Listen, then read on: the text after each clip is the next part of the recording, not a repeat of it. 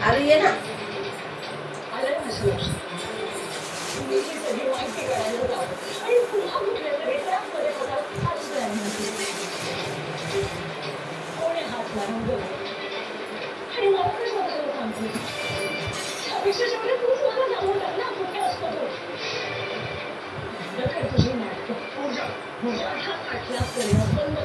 माझ्या मागे मागे करणं बंद करा ना तुझ्या लक्षात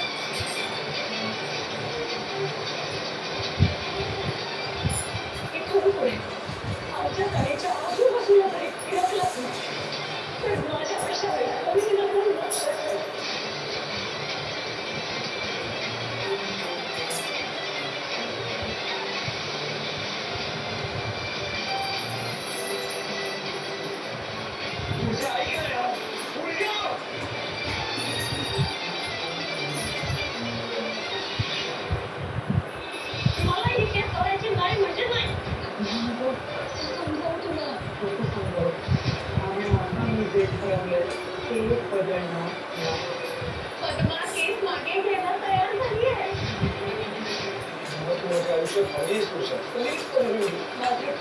तुला माझ्या आयुष्यात अगदी माझ्या आठवणीत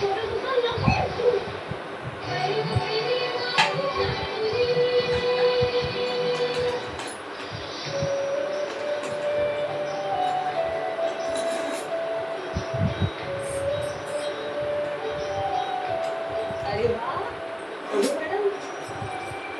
छान रांगोळी काढायला शिकले का थँक्यू आई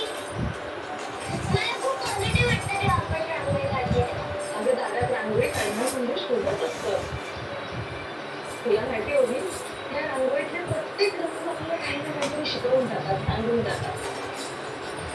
जसा हा निळा रंग हा भगवा रंग आणि हा पांढरा रंग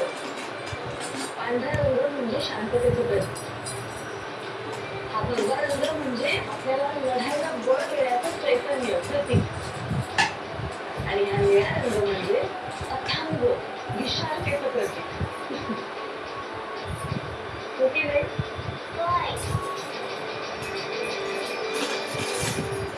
ओबी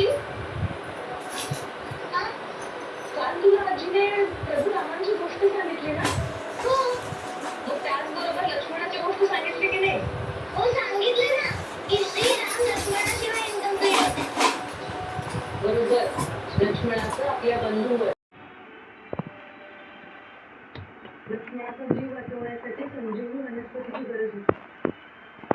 भगवान हनुमान द्रोणागिरी पर्वतावर गेले